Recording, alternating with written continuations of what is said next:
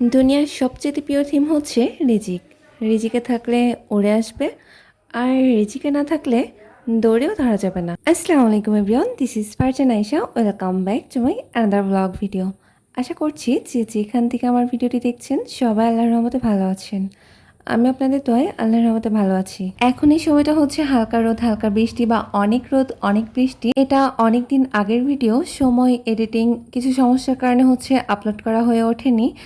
এই দিনটা আমার কাছে খুবই স্পেশাল। তো যাই হোক, সকাল সকাল উঠে ফ্রেশ হয়ে তারপর হচ্ছে আয়াতের জন্য আমি নুডলস রান্না করি। নুডলসটা ওর ভীষণ প্রিয়, যেহেতু ওর স্কুল আছে আর স্কুলে যাওয়ার আগে ও হালকা নাস্তা করে। নুডলস পেলেও ভীষণ খুশি হয়। আর বাচ্চাদের এক এক দিন এক এক রকম খাবার দেওয়ার চেষ্টা করলে ওরাও হচ্ছে সেটা খুব খুশি মনে গ্রহণ করে।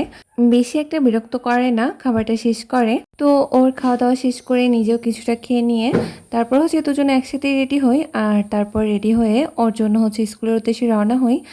আর ওর স্কুলের চারিপাশটা খুবই সুন্দর। যেহেতু আমরা গ্রামে থাকি আর গ্রামের পরিবেশটাই হচ্ছে আমি ভিডিওর মাধ্যমে তুলে ধরার চেষ্টা করি। আর স্কুলের চারপাশে হচ্ছে এরকম জমিতে বিভিন্ন রকমের ফসলের আবাদ করা।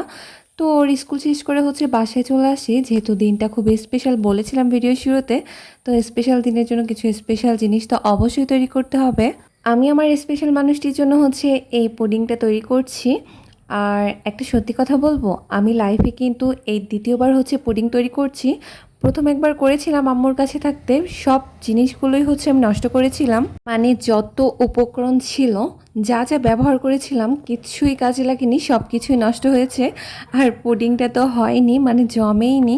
প্রথমবার আমি যতটা আগ্রহ নিয়ে পুডিংটা বানিয়েছিলাম, নষ্ট হওয়ার পর থেকে আমার আশাটা নিরাশা হয়ে যায়। আমার সব স্বপ্ন ভেঙে যায় পুডিং বানানোর। তো তারপর আজকে হচ্ছে দ্বিতীয়বার ছিল। সত্যি বলতে আজকেরটা ফুল পারফেক্ট হয়েছিল, শুধু ক্যারামেলটার কালারটাই আসেনি। আর দ্বিতীয়বার যে সফল হব এটা আমিও ভাবতে পারিনি, খুবই টেস্ট ছিল। তো পুডিং বানানো শেষ করে হচ্ছে আমি তারপরে বিরিয়ানি করতে আসি। আসলেই মেয়েদের জীবনটা ভীষণ অদ্ভুত, কারণ যে আমিটা একসময় কিছুই রান্না করতে পারতাম না, এখন সে আমিটা খুব সুন্দরভাবে অনেক কিছু রান্না করতে পারি, আরও শিখবো ইনশাল্লাহ। তবে সত্যি বলতে বিরিয়ানিটা আমি সব থেকে ভালো পারি।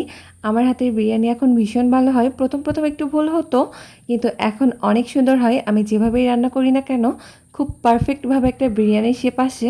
আর আমি খুব চেষ্টা করি আজকের দিনটায় বিরিয়ানি রান্না করার, কারণ হচ্ছে আয়া তো বিরিয়ানিটা খুব বেশি পছন্দ করে, ওর জন্যই হচ্ছে মূলত রান্নাটা করা। আর কথা বলতে বলতে এদিকে আমার বিরিয়ানি রান্নাটাও শেষ হয়ে গিয়েছে। এখন হচ্ছে আমি পায়েস বানাবো। আর পায়েসটা করার জন্য হচ্ছে আমি ফুল 2 কেজি গরুর দুধ নিয়েছিলাম, খাঁটি গরুর দুধ বললেই চলে। আর সব কিছু এক এক করে আমি দিচ্ছিলাম। পরে কি হবে সেটা জানি না, তবে বিরিয়ানিটা যেমন আজকের দিন উপলক্ষে আমি রাখি, ঠিক একইভাবে পায়েসটাও রাখি। কারণ এই দুইটাই আমার কাছে বেশি পারফেক্ট মনে হয়, যে এটা আমি খুব সহজেই করতে পারি। আর আমি আজকের দিনটা এতটাই খুশি থাকি যে আমার কাছে এইগুলো করতেও বেশি একটা কষ্ট মনে হয় না। আমারও ভীষণ ভালো লাগে। আয়াত যেমন আমার হাতের পায়েস খেতে খুব পছন্দ করে, ঠিক একইভাবে বিরিয়ানিটা খেতেও পছন্দ করে। এর জন্য হচ্ছে ভাতের বদলে ওর জন্য আমি বিরিয়ানিটা করে রাখি। আজকে ছিল হচ্ছে আয়াতের জন্মদিন, আর তার জন্যই এত আয়োজন। তবে সেটা কোনো অনুষ্ঠানভাবে না, জাস্ট ওর খুশির জন্য হচ্ছে এতটুকু আমি ওর জন্য করেছি।